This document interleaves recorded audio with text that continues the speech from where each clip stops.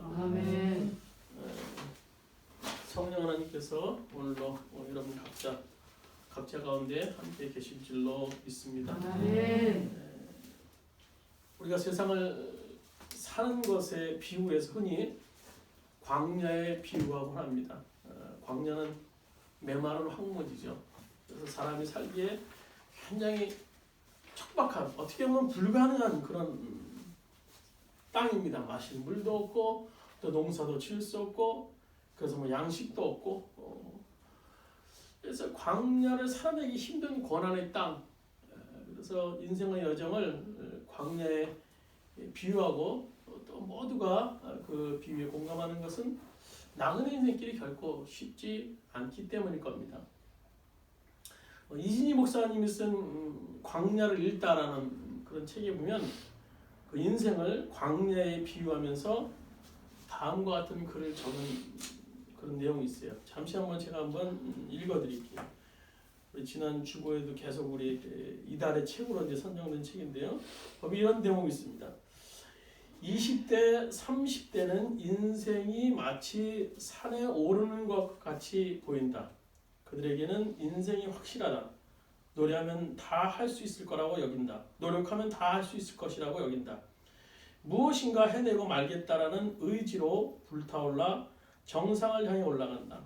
정상에 자신 있게 오를 수 있다고 믿는다. 정상에서 서보겠다는 야망을 갖는다.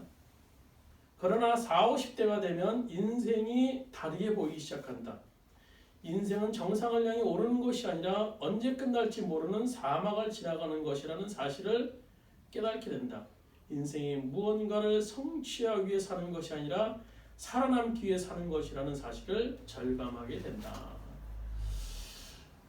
서점가나 이런 책방에 보면 성공이나 이 처세술에 관한 그런 책들 한결같이 인생은 산에 오르는 것에 비유해요. 어떻게 하면 정상에 오를 수 있을까? 어떻게 하면 성공할 수 있을까? 그 비결을 알려주는 것이 세상의 책들입니다. 그러나 성경은 인생들을 정상 자리에 오르는 법에 대해서 말씀해 주고 계시진 않아요. 어떻게 하면 광야의 길을 무사히 갈 수 있을 것인가? 어떻게 하면 하나님과 함께 약속의 땅 가나안에 들어갈 수 있을 것인가에 대해서 기록하고 있어요. 사실 그래요. 우리 인생들이 보면 산에 오르는 것보다 광야를 지내는 것에 더 똑같은 것 같아요. 더 닮은 것 같아요. 보세요. 광야는요 끝이 보이지 않아요. 끝이 보이지 않아요. 얼마나 더 가야 될지 짐작할 수 없어요. 오늘 우리 인생도 그렇지 않습니까? 끝이 보입니까? 끝이 뭐 죽음이라고 하지만 거기 가기까지 과정을 우리가 알 수 없어요. 길이 보이지 않아요. 반면에 산은요 길이 있어요. 정해진 코스가 있어요. 그래서 그 코스대로 가면 돼요. 그래서 산에는요 지도가 필요하다고요. 산에 갈 때는요. 그러나 광야를 갈 때는요 나침판이 필요해요. 나침판. 언제 길이 바뀔지 몰라요. 어느 날은 산에 높은 모래산이 있었는데요. 그 다음 아침에 일어나면요 모래산이 어디로 갔는지 저기 멀리 가 있어요. 모래바람이 불어서 앞도 예측할 수 없고 또 무엇이 존재하는지도 알 수 없는 것이 바로 광야입니다. 광야. 쉽게 변해요.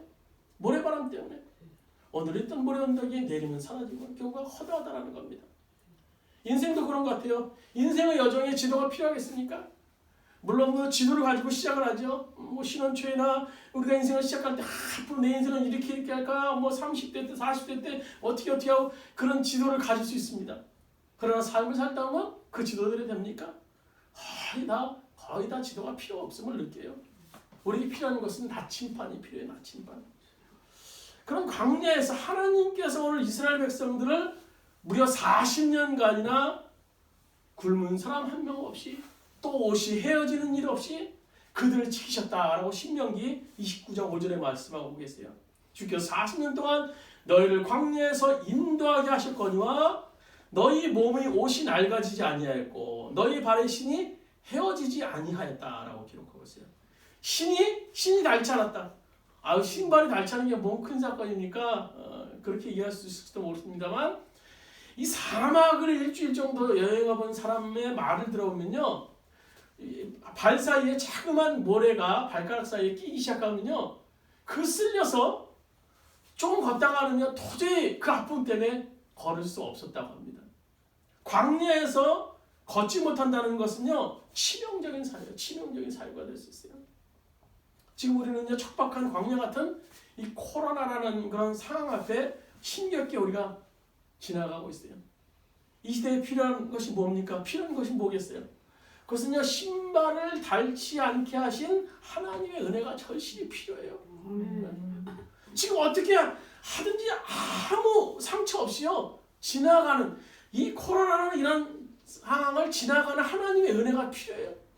뭐 어떻게 크게 하겠다 뭐 그런 것도 중요하지만 그것보다도 코로나 이전에 온전한 그런 모습을 가지고 잘 이 상황을 지나가겠다라는 그런 은혜가 지나가는 그런 은혜가 필요하다는 거예요. 광야를 잘 지나가야 됩니다.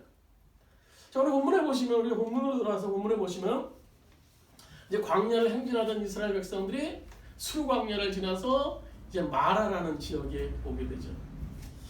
근데 그들이 지금 그 전에 마라에 오기 전에 홍해를 육지같이 건너는 놀라운 하나님의 은혜를 경험합니다. 그 놀라운 기적에 대해서 이루 말할 수 없는 찬사를 오늘 우리가 읽은 15장 앞절에 쫙 도배하고 있어요. 우리가 인생을 살다 보면 참 노래도 부르고 싶은 때가 참 많아요. 어떤 때입니까? 우리 인생이 좀 되어지는 것 같을 때, 나의 삶이 좀 되어지는 것 같고, 또 자식들이 좀 잘 풀리는 것 같고, 막 좀 몸이 좀 건강한 것 같고, 막 이런 느낌을 가질 때, 야 하나님이 나를 축복하시는가 보다. 하나님이 나를 사랑하시는가 보다. 근데 문제가 있죠. 문제는 뭡니까? 문제는 그 우리의 노래가 계속 되지 않는다는 거예요. 계속 막 잘 되는 것 같으면 좋겠는데 그렇잖아요. 갑자기 한순간에 우리의 노래가 그치고 춤을 추던 우리의 손이 가슴을 치게 만드는 이런 고통이 우리에게 닥칠 때가 있다는 겁니다. 오늘 출애굽기 15장 1절에 보면 홍해를 건넌 이스라엘 백성들의 모습에 대해서 기록하고 있어요. 여기 이렇게 말하죠. 이때 출애굽기 15장 1절에 보면 이때 모세와 이스라엘 자손이 이 노래로 여호와께 노래하니 일렀을 때 내가 여호와를 찬송하리니 그는 높고 영화로우십니다. 또 출애굽기 15장 20절에 보시면 아론의 누이 선지자 미리암이 손에 소고를 잡고 모든 여인도 그를 따라 나오고 소고를 잡고 춤췄다. 그러니까 지금요 이스라엘 백성들은 홍해를 건너가는 막 너무나 기뻐서 막 춤추는 내용을 기록하고 있는 거예요. 노래와 춤추면서. 그러나 이것이 오래되지 않습니다. 오늘 15장 24절에 보시면 백성들이 모세를 원망합니다. 한순간에 노래가 끝이고 탄식과 원망으로 바뀌기 시작합니다. 지도자는 원망이에요. 그 이유가 뭡니까? 22절에 보시면 사흘 길을 걸었으나 물을 얻지 못했다. 사흘 길을 걸었으나 홍해를 이스라엘 백성들이 육지같이 건넌 후에 꼭 사흘, 3일을 지났습니다. 그러니까 노래 부르고 춤추던 그들이 상황이 역전된 거예요. 왜냐하면 물을 얻지 못했기 때문에. 광야에서 물, 니콜 생명입니다. 물, 니콜 생명이에요. 그런데 물을 얻지 못해서요. 목이 타는 갈증 속에 있어요. 얼마나 괴롭겠습니까? 그들이 마라라는 곳에 도달했어요. 이스라엘 백성들이 홍해를 지나서 하루에 한 20km, 60km, 여기서 한 60km만 거의 평택 정도 좀 될 것 같아요. 그것을요 물 없이 막 온 거예요. 얼마나 목이 탔겠습니까? 자식부터 해가지고 이제 노인분들 얼마나 힘들었겠어요. 자식들 징징대고 막. 그런데 그곳에서 딱 오니까 마라의 물을 발견한 거예요. 그 탄식도 변해서 막 기뻤을 거예요. 그래서 어떤 사람이 와서 물을 막 벌컥 마셨는데 마시자마자 팍 하고 토해냅니다. 마실 수가 없었어요. 왠가 하면 너무너무나 썼다라는 거예요. 그러니까 토해낼 정도 되면요 그 쓰기 정도가 얼마인지 우리 예측할 수 있을 거예요. 정말 썼을 거예요. 그래서 하나님과 모세를 백성들이 원망하죠. 조금 전까지 노래하고 춤추며 기뻐했던 이 백성들이 불과 사흘 만에 탄식과 고통과 또 신음하고 있는 우리 백성들의 모습. 근데 우리가 주목해야 할 것은요, 이 마라라는 쓴노래 현장에서 고난을 맞이하는 두 종류의 사람을 우리가 볼 수 있어요. 오늘 본문에는 보면요, 모세나 백성 똑같이 마라의 고통 현장 앞에 있어요. 그런데 그들이 고통을 대하는 자세가 너무나 달라요. 백성들은 원망과 불평을 합니다. 반면에 모세는 기도를 해요. 기도. 모세는 고난을 만났을 때 어떻게 해야 되는지 잘 아는 사람이었던 것 같아요. 그리고 더 나아가서 기도의 비밀을 알았던 사람입니다. 자, 보세요. 우리가 일반적으로 기도는요, 내 소원 하나님께 아뢰는 것을 알고 있죠. 그리고 하나님은 응답해 주시는 것. 그러나 기도의 좀 더 깊은 영성에 들어가면 기도의 의미가 상당히 바뀔 수 있어요. 마태복음 6장 8절에 보시면 하나님께서 기도하기 전부터 우리의 필요를 다 알고 계신다라고 말씀해 주고 계세요. 또 이사야 65장 24절에 보시면 내가 기도하기 전에 하나님께서 응답해 주신다 말씀하고 계세요. 근데 사실 하나님은 우리의 필요를 다 알고 계세요. 다 알고 계세요. 그럼에도 불구하고 성경은 찾으라, 구하라, 구하지 않기 때문에 얻지 못한다 이렇게 말씀하고 계세요. 과연 왜 하나님께서 그냥 우리들이 딱 필요한 거 막 주시면 막 얼마나 좋겠어요. 근데 우리가 구할 때까지 왜 기다리게 할까요? 왜 기다리실까요? 그 대답이 에스겔서 36장 35절 38절 있어요. 우리 한번 주보에 있는데 주보에도 있고요. 성경 에스겔 36장 주보에도 좀 기록하고 있습니다. 36장 38절에서 35절에서 38절 우리 천천히 같이 한 목소리를 한번 읽도록 하겠습니다.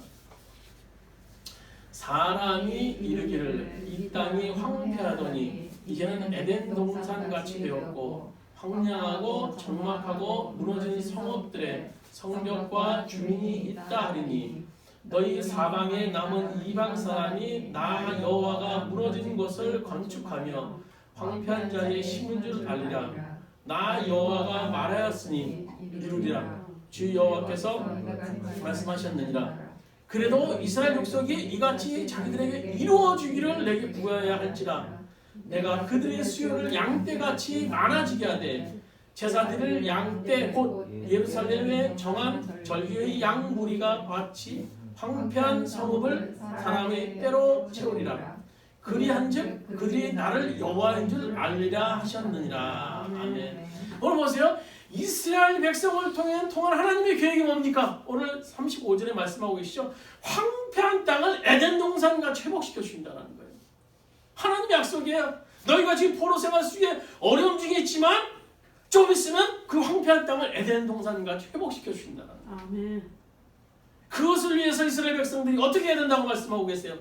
오늘 성경에 보시면은 오늘 그거 보면 37절 중반에 보시면 자기들에게 이루어지기를 내게 구하라라고 말씀해요. 약속하셨어요. 황폐한 땅을 주겠다 약속하셨어요. 근데 하나님께서 이스라엘 백성들에게 너희들 그러나 기도해야 된다는 거예요. 기도해야 된다. 아멘.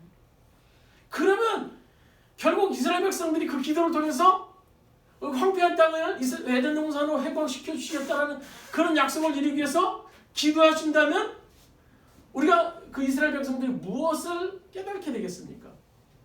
오늘 그 성경에 보시면 마지막 절에 보시면 그들이 나를 여호와인 줄 알리라라고 말씀합니다. 그 일을 이루신 분이 하나님이신 것을 알게 된다라는 거예요. 아멘. 보세요. 모든 것을 하나님께서 구하라고 하신 것은요. 우리로 하여금 하나님을 알게 하시려는 의도가 있어요. 거기에는요. 하나님께서는 기도라는 방법 말고도 모든 걸 이룰 수 있어요. 다 우리 주실 수 있어요. 그러나 만약에 하나님께서 어떤 계획하신 일을 하나님 자신이 그냥 다 이루신다고 한번 가정해 보세요. 오늘 출애굽기에 나온 이스라엘 백성들 막 기도하지 않았는데 막 호기가 막 갈라지는 막 역사 일어나고 마라의 쓴물에도 막 기도하지 않았는데 금방 막 그냥 단물이 되고 그런 역사가 막 일어났다고 한번 생각해 보세요. 그러면요 우리가 하나님을 알 수 있을까요? 알 수 있을까요? 자기가 잘나서 그런 줄 알아요? 내가 똑똑해서 그런 줄 알아요? 하나님의 뜻은요 분명히 이루어졌지만요 우리는 하나님에 대해서 아무것도 알 수가 없을 겁니다. 만약 막 이루어주시면요. 그러나 우리가 기도를 통해서 하나님 앞에 간절히 우리가 기도하는 기도를 통해서 하나님의 뜻이 이루어져요. 기도를 통해서 호기가 막 갈라지고 기도를 통해서 막 마라의 쓴물이 단물로 변하는 그런 역사가 이루어져요. 그러면요 우리는요 그 일을 이루신 분이 누구라고 얘기해요? 하나님이시라는 사실을 우리는 분명히 알 수 있게 되는 겁니다. 오늘 모세는 그 비밀을 알고 있었어요. 그래, 기도하면 하나님이 일하시겠지. 지금 이 마라이 담시 쓴물 현장에 왔지만 하나님 분명히 이것을 변화시켜 주실 거야. 그래서 모세는 기도해요. 자, 오늘 본문 25절에서 계속 보시면 하나님께서 그들을 마라이 쓴물의 현장으로 인도하신 이유가 뭔가에 대해서도 기록하고 있어요. 우리 25절에 보면 하반절에 이렇게 말씀하고 계시죠.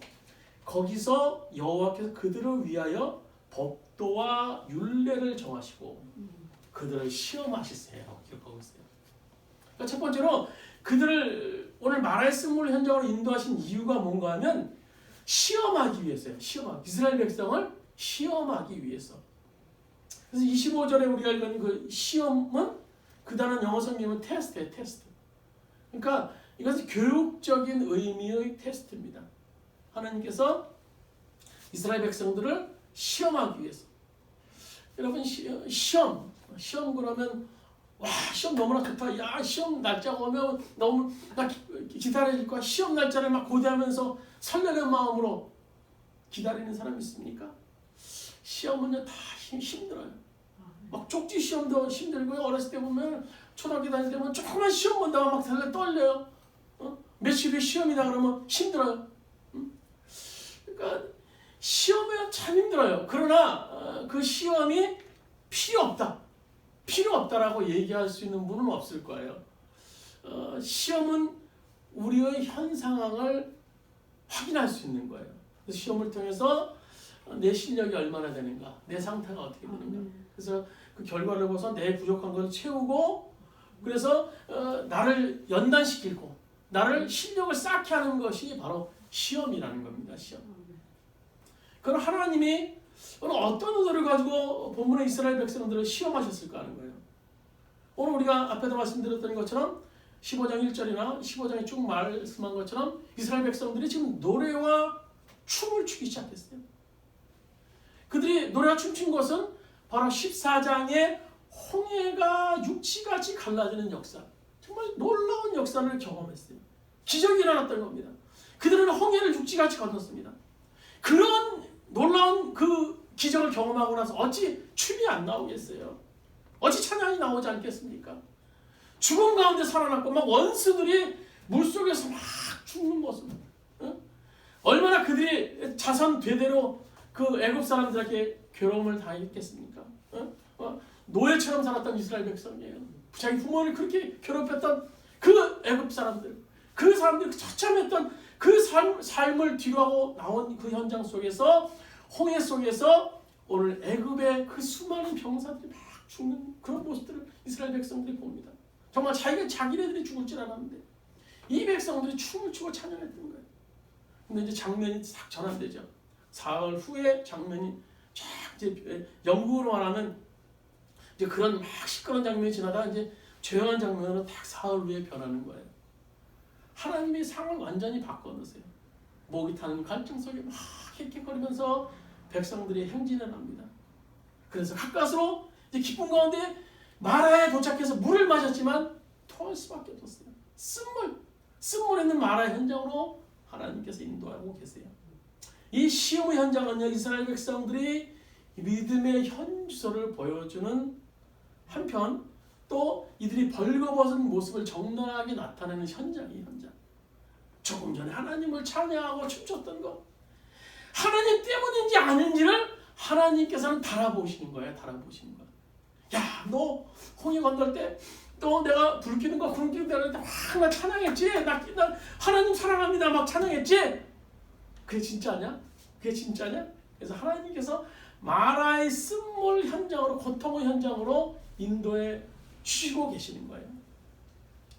한때 저는요, 제가 굉장히 하나님의 특별한 사랑을 받는 대단한 사람인 줄 알았어요. 그래서 30대 초반 31살에 이제 또 새로운 목회를, 아버님의 뒤를 이어서 또 목회도 시작했고요. 근데 저는요, 그거에 대해서 그렇게 뭐 대단한 거라고 생각을 하지 않았어요. 근데 보니까요, 제 신대원 동기들은 보면은 다 그때 보면은 연세 좀 있으신 분은 한두 명 놓고 어렵게 막 교회를 새로 시작하고 계시고, 또 어떤 또 친구는, 젊은 친구는 뭐 교회 부목사 가서 아주 피곤한 그런 눈치를 보면서 생활하고 계시더라고요. 그러니까 저는요 31살에 이런 새로운 목회자 아버님의 목회 크거나 그렇게 작지도 않은 그런 목회를 받으면서 너무너무나 하나님과 대단히 특별히 사랑하시는구나, 그런 마음을 가졌었어요. 나는 특별한 존재지, 하나님 감사합니다, 하나님 사랑합니다. 또 그런 와중에 또 하나님께서 또 어렵게 또 미국을 보내셨어요. 미국에 보내셔서 또 이제 힘들게 학위를 받고 나왔어요. 정말 그때는요 하나님의 정말 인도하심이 나에게 특별히 인도하신다라고 생각했어요. 그래서 하나님의 사랑을 늘 기억했어요. 어렵고 힘들지만 그래도 하나님이 나를 특별히 사랑하시는 것 같아, 나의 길을 인도하시는 것 같아, 그런 생각을 가지며 삶을 살았어요. 그런데 이제 학위를 받고 나온 이후부터 마라의 쓴물 현장이 시작되는 거예요. 마라의 쓴물 현장. 글쎄 언제 끝날지 모르는 그 마라의 쓴물 현장이 저희 계속됩니다. 하나님께서 저를 달아보시는 거죠. 달아보시는 거예요. 야, 너 믿음 그거 진짜였냐? 그 목회 10여 년 했다고 자랑하고 다녔던 거, 나 학위 받았던 거, 그 정말 나 때문이라고 했던 거, 나 사랑하고 했던 거, 저거 정말이냐? 너 조건 때문에 그런 거지? 조건 때문에 그런 거지? 내가 좀 되게 만들어주니까, 내가 좀 열려주는 것 같으니까 그것 때문에 너 나 사랑한다고 했지? 하나님께서요 마라의 쓴물 현장으로 저를 인도하시면서 달아보시더라고요. 계속 사역지를 구하는데 이루어지지 않는 그런 마라의 쓴물 현장에서 하나님은 진실인지 아닌지를 저를 달아보고 계셨어요. 오늘 하나님께서 이스라엘 백성들을 달아보고 계세요. 야, 너 그거 진짜냐? 너 그거 진짜야? 너 나 사랑한다고 얘기했지? 나뿐이라고 고백했지? 나 때문이라고 고백했지? 근데 그거 진짜냐? 너 잘 될 때 주님 사랑한다고 얘기했지? 오늘 홍해를 6시간씩 건널 때 얼마나 기뻤어? 하나님 찬양하고 막 춤추면서 막 난리쳤지? 근데 그거 진짜냐? 야, 너 학위 받을 때 너무 좋았지? 막 어려웠고 힘든데 그 학위 통과했을 때 야, 하나님 사랑합니다, 이제 나 막 데려가 차라리 열려주시겠지 생각했는데 그거 나 때문이었냐? 주님은 우리를 향하여 오늘도 물어보고 계세요. 야, 너 사흘 전에 내 기적을 보고 찬양했지? 너 진짜냐? 진짜냐? 너 정말 하나님 사랑하냐? 나 사랑하냐?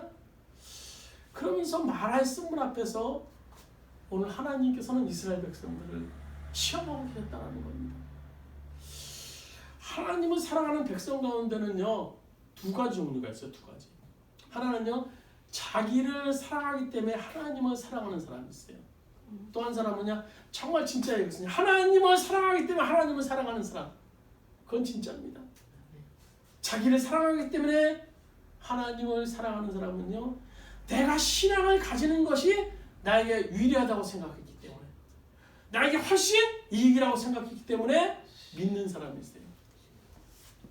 물론요 처음에 우리가 신앙을 가질 때 그럴 수 있어요. 근데 그 신앙이 자라야 돼요.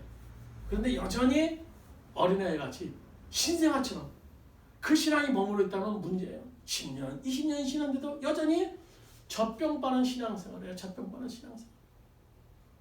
그 신앙은 자라야 돼요.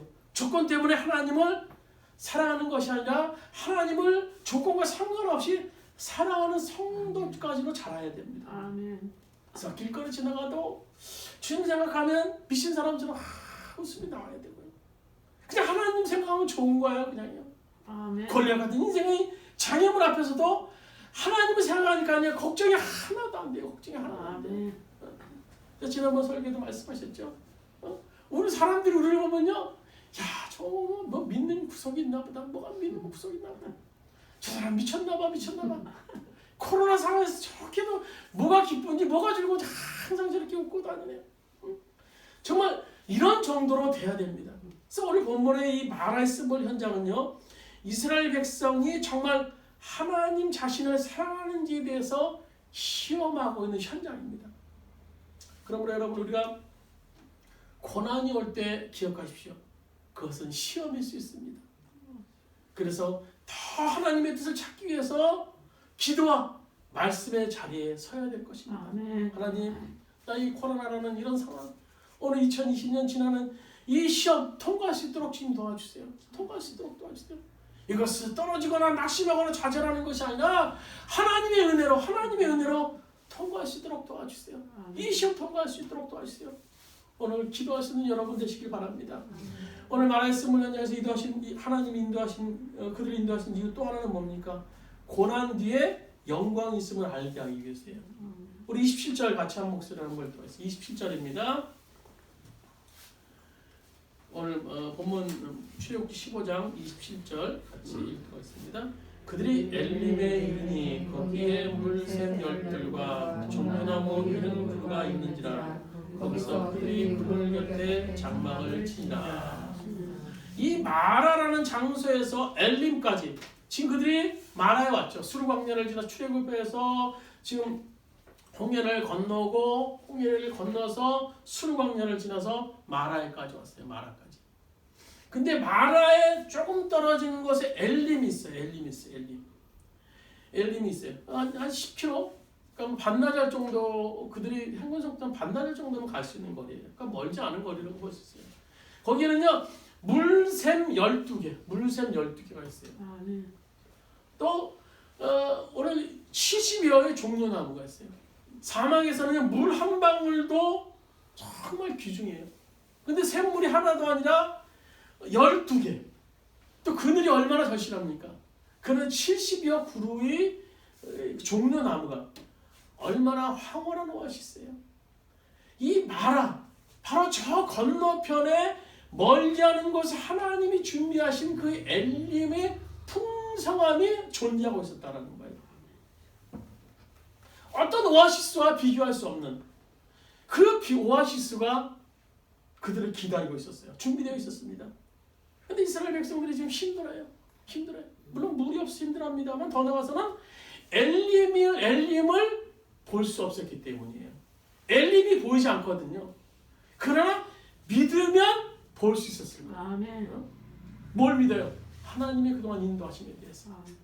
지금 이 마라까지 인도하신 하나님, 오늘 출애굽시켰던 하나님, 또 불기둥과 구름기둥으로 인도하셨던 하나님, 홍해를 육지같이 건너게 하실 때 그 하나님을 믿었으면요 그들이 엘림을 볼 수 있었을 거예요. 그러나 그 엘림 현장에 도착했을 마라 현장에 도착했을 때 그들은 엘림을 볼 수 없었습니다. 오늘 이 시대를 살고 있는 우리 크리스찬들이 지금 우리들이 왜 힘듭니까?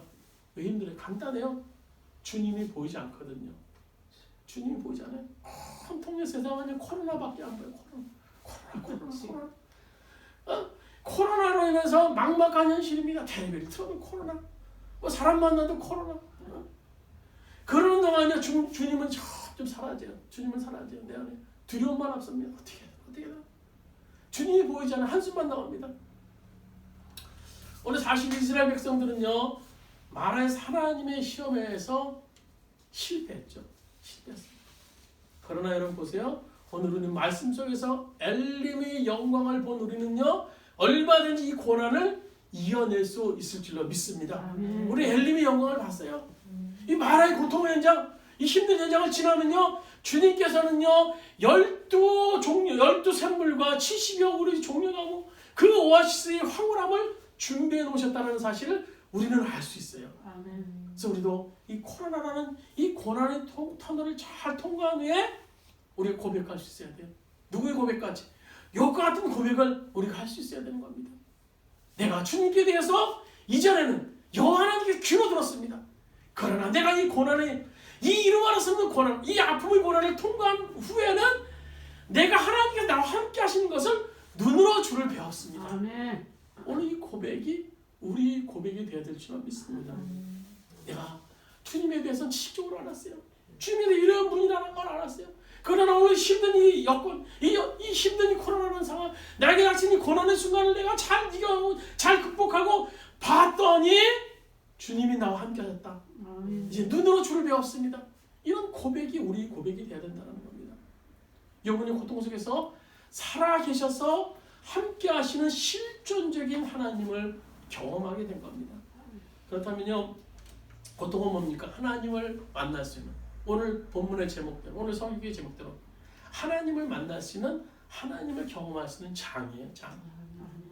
그러니까 고난의 역설이 될 수 있는 겁니다. 고통의 역설이에요. 고통이 축복이 될 수 있는 겁니다. 복의 근원이신 그분을 우리가 만나니까요. 우리가 걱정하며 고민하는 모든 것의 근원 되시는 그분을 우리가 고난의 현장에 만날 수 있다면요. 고통은 고통이 아니라 축복일 수 있다는 겁니다.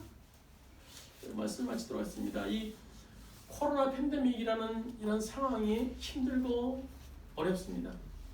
우리 자신의 힘을 가지고 극복하기에 너무너무나 힘든 우리 삶의 여정이에요. 우리는 노래 부르지도 못하고 우리는 신음하고 탄식합니다. 원망하고 그리고 또 불평합니다. 그러나 오늘 말씀 속에서 주님이 주시는 메시지를 통해서 고통의 의미를 우리가 알았다면 주저하지 않을 수 있습니다. 불평하지 않을 수 있습니다. 나를 시험하시는 주님을 우리가 봅니다. 고난 뒤에 준비해 놓으신 엘림의 영광을 봅니다. 이 고통 속에 하나님의 축복이 숨겨져 있기에 그 축복을 우리는 바라봅니다. 이 고통 속에서 우리는 기도해야 됩니다. 고통에도 불구하고 하나님을 찬양해야 됩니다. 동의하시는 그 주님, 그 주님으로 말미암아 오늘 기뻐하는 여러분 되시길 바랍니다. 우리 찬양 드리시겠습니다. 우리 주보 사이에 있는